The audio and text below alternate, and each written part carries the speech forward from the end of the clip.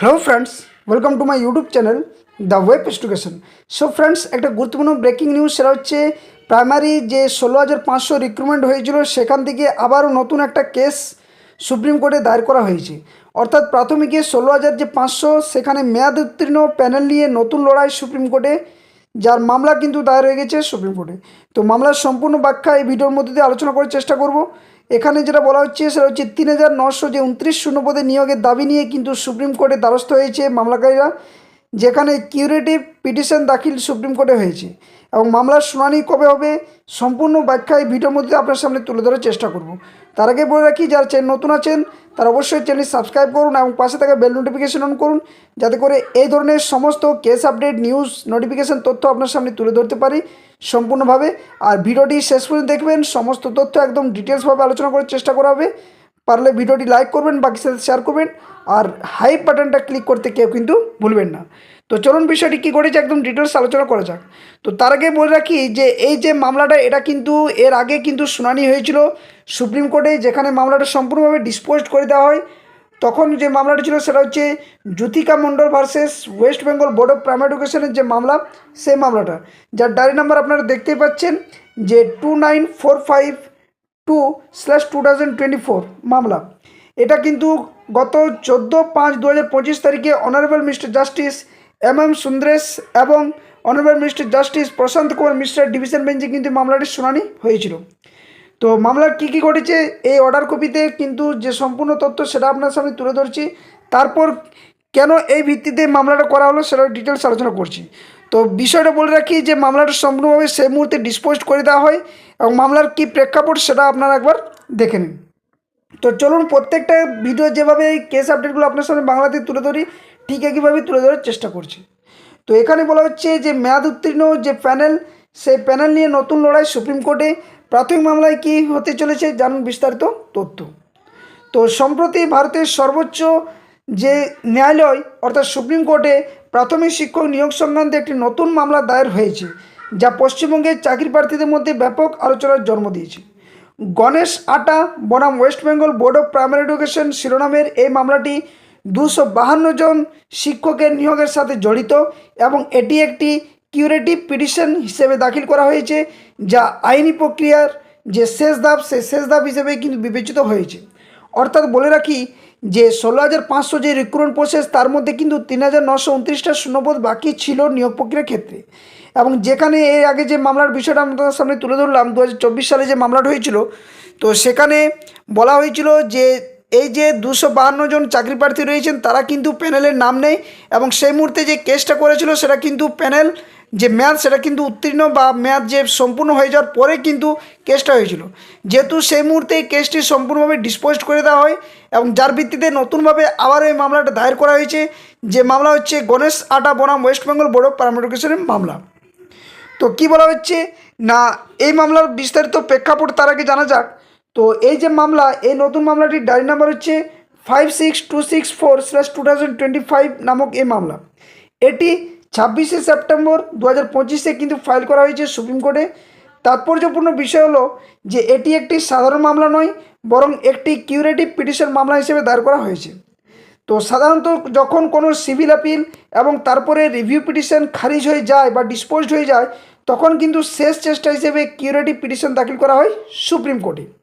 তো এক্ষেত্রে আবেদনকারীরা তাদের নিয়োগের দাবি নিয়ে সর্বোচ্চ আদালতের দ্বারস্থ হয়েছেন এবং এই মামলাটি মূলত একটি রিভিউ পিটিশনের রায়ের যে বিরুদ্ধে, সে রায়ের বিরুদ্ধে করা হয়েছে মামলা, যার নম্বর ছিল এর আগে আপনারা দেখেছেন কেস নাম্বার যেটা ছিল সেটা হচ্ছে 1167/2025 নামক এই মামলাটা হয়েছে। তো এই যে আইনি জটিলতার শুরু, পশ্চিমবঙ্গ প্রাথমিক শিক্ষা পর্ষদের 16,500 যে সহকারী শিক্ষক নিয়োগের বিজ্ঞপ্তি, সেখান থেকে কিন্তু শুরু হয়েছে। তো এই নিয়োগ প্রক্রিয়ায় সম্পন্ন হওয়ার পরেও দেখা গিয়েছিল যে 3,929টি শূন্যপদ পূরণ হয়নি। বহু যোগ্য কিন্তু চাকরি প্রার্থী বা হবু শিক্ষক শিক্ষিকারা যারা কিন্তু লিস্টের মধ্যে, ওয়েটিং লিস্টের মধ্যে তাদের নাম ছিল, তো সেই সমস্ত প্রার্থীরা থাকা সত্ত্বেও কিন্তু পদগুলি খালি থেকে যায়, যার ভিত্তিতে আলী হোসেন মণ্ডল সহ 252 জন চাকরি প্রার্থীর দাবি ছিল যে তাদের এই অবশিষ্ট শূন্যপদগুলিতে নিয়োগ করা হোক, কারণ তারা যোগ্য এবং নিয়োগের অপেক্ষায় ছিলেন। তাদের মতে এই নিয়োগ তাদের ন্যায্য অধিকার বলে এই মামলাটি কিন্তু সেই মুহূর্তে হয়েছিল। তো সুপ্রিম কোর্টের পূর্ববর্তী পর্যবেক্ষণ কি, যেটা আপনাদের সামনে প্রথমেই তুলে ধরলাম ভিডিওর মধ্য দিয়ে। তো এই যে 252 জন প্রার্থী তাদের নিয়োগের বিষয়টি এর আগেও কিন্তু আদালতে উঠেছিল।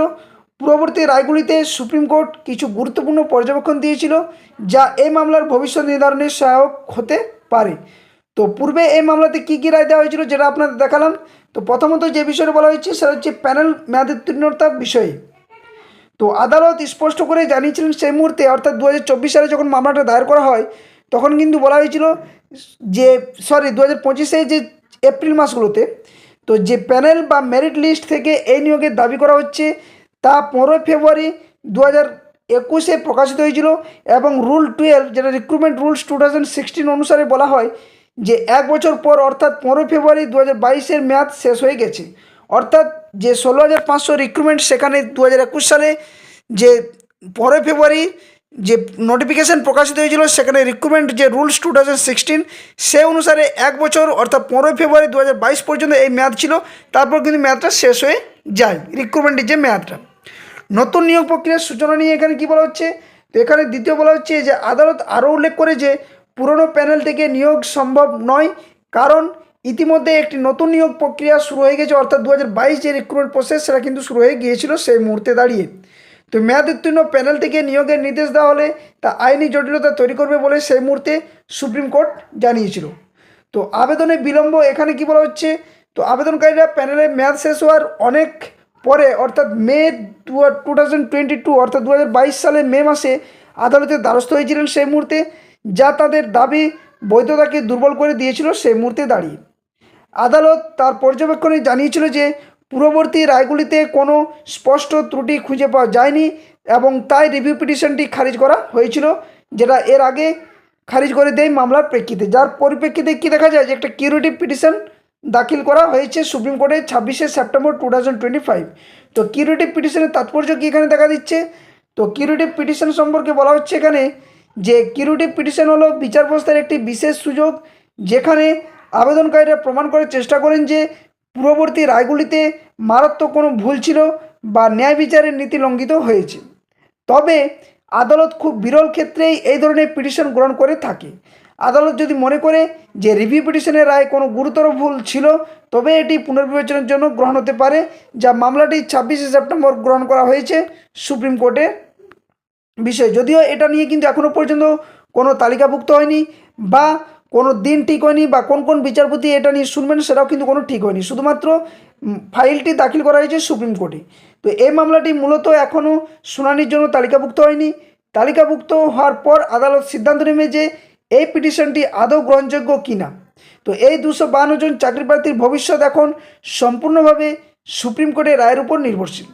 যদি আদালত এই পিটিশন গ্রহণ করে তাহলে এবং তাদের পক্ষে যদি রায় দেয় তবে এই যে এটি একটি ঐতিহাসিক সেটা কিন্তু ঘটনা ঘটতে পারে এবং 252 জন চাকরি প্রার্থী কিন্তু আবার চাকরি তাদের পেতে পারে। তো তবে পূর্ববর্তী রায় এবং আইনি প্রেক্ষাপট বিবেচনা করলে পথটি বেশ কঠিন হবে বলেই মনে করা হচ্ছে বিশেষজ্ঞদের মতে। তো এই মামলার পরবর্তী আপডেটের জন্য আমাদের সকলকে অপেক্ষা করতে হবে, কারণ এখনও পর্যন্ত শুধুমাত্র মামলাটা দায়ের হয়েছে, কোনো শুনানির জন্য লিস্টেড হয়নি। তো চলুন মামলাটি একবার দেখা যাক যে কত নম্বর সিরিয়াল কোনো লিস্টেড আছে কি না, একদম ডিটেলসভাবে আপনার সামনে তুলে ধরার চেষ্টা করছি। তো আপনারা দেখতে পাচ্ছেন স্ক্রিনের মধ্যে যা ডায়েরি নাম্বার আপনারা দেখতে পাচ্ছেন 56264/2024 গণেশ আটা versus West Bengal board of primary education যে মামলা, সেই মামলার কিন্তু 26 সেপ্টেম্বর এখানে দেখতে পাচ্ছেন ডেটটা 26 সেপ্টেম্বর 2025 মামলাটি দাখিল করা হয়েছে সুপ্রিম কোর্টে বিষয়ে। তো এখানে কেস নাম্বার কিউরেটিভ পিটিশন হিসেবে কিন্তু দাখিল করা হয়েছে মামলাটা। এখনও পর্যন্ত প্রেজেন্ট লিস্ট বা লিস্টেড অন দেওয়া হয়নি, স্ট্যাটাস বা স্টেজ দেওয়া হয়নি, ক্যাটাগরি কোনো কিছুই কিন্তু এখনও পর্যন্ত হয়নি। এবং রেসপন্ডেন্ট হিসেবে পিটিশন হিসেবে গণেশ আটা রয়েছেন এবং রেসপন্ডেন্ট হিসেবে রয়েছে West Bengal board of primary education. তো আমরা যদি নিচের দিকে স্ক্রল করি তাহলে দেখতে পাবো যে এই যে মামলা এটা কিন্তু যে 14/5/2025 মে মাসে যে রায়দান দিয়েছিল যেখানে মামলাটি সম্পূর্ণভাবে খারিজ করে দেওয়া হয় তার ভিত্তিতেই কিন্তু মামলাটি করা হয়েছে। নিচের দিকে যদি আমরা স্ক্রল করি তাহলে দেখতে পাবেন এখানে যেটা কিন্তু জাজমেন্ট চ্যালেঞ্জটা ইয়েস রয়েছে এবং ফাইনাল জাজমেন্ট হিসেবে কিন্তু রাখা হয়েছে। নিচে থেকে আরও যদি স্ক্রল করি তাহলে সেই মামলার প্রেক্ষিতে আরেকটা যেটা মামলার রায়দান দেওয়া হয়েছিল যেখানে এটাতেও কিন্তু যে ইয়েস বলে জাজমেন্ট চ্যালেঞ্জ রয়েছে। তো পরপর 2-3টি মামলা কিন্তু শুনানি হয়েছিল, যে 16,500 রিক্রুটমেন্ট প্রসেসে, যেখানে 3,929টা শূন্যপদে যে নিয়োগ প্রক্রিয়া, যেখানে 252 জন চাকরি প্রার্থী দাবি জানিয়েছিল যে তাদের কিন্তু নিয়োগ প্রক্রিয়া করা হোক এই শূন্যপদের ভিত্তিতে। যদিও তাদের যে মামলা বা পিটিশন করা হয়েছিল সেটা কিন্তু মেয়াদ বা প্যানেল যে এক্সপায়ার হয়ে যাওয়ার পরে। তো এ নিয়ে কিউরেটিভ পিটিশন দাখিল করা হয়েছে, এখনও পর্যন্ত কিন্তু কোনো লিস্টেড হয়নি যে কবে শুনানি হবে, কী হবে। এখন দেখার বিষয় যে মামলাটি কতদূর গড়ায়, এবং কিউরেটিভ পিটিশনে যদি এটা অ্যাকসেপ্টেড করে সুপ্রিম কোর্ট, তাহলে অবশ্যই মামলাটির শুনানির জন্য দিন ধার্য হবে। তো পরবর্তী আপডেট পেতে অবশ্যই চ্যানেলটি সাবস্ক্রাইব করে রাখুন এবং পাশে থাকা বেল নোটিফিকেশন করুন, যাতে করে এই ধরনের সমস্ত নিউজ, এডুকেশনাল কেস আপডেট সম্পর্কে তথ্য আপনার সামনে যথাসময়ে অথেন্টিকভাবে তুলে ধরতে পারি। আর ভিডিওটি পারলে লাইক করবেন, বাকি সাথে শেয়ার করবেন। আর বিভিন্ন কেস আপডেট, নিউজ, নোটিফিকেশন সংক্রান্ত তথ্য পাওয়ার জন্য ভিডিও ডেসক্রিপশন বক্সে official Telegram channel link, official Facebook পেজের লিঙ্ক দেওয়া থাকবে, সেখানে সকলেই কিন্তু যুক্ত হয়ে যাবেন। ওখানে সমস্ত তথ্যগুলো শেয়ার করা হয় যা ভিডিওর মধ্যে দিয়ে আলোচনা করা হচ্ছে। তো এখানে ভিডিওটি শেষ করছি, আবার কোনো একটা নতুন ভিডিও নিয়ে আপনার সামনে হাজির হবো। ততক্ষণের জন্য ধন্যবাদ। জয় হিন্দ। সকলে সুস্থ থাকুন, ভালো থাকুন।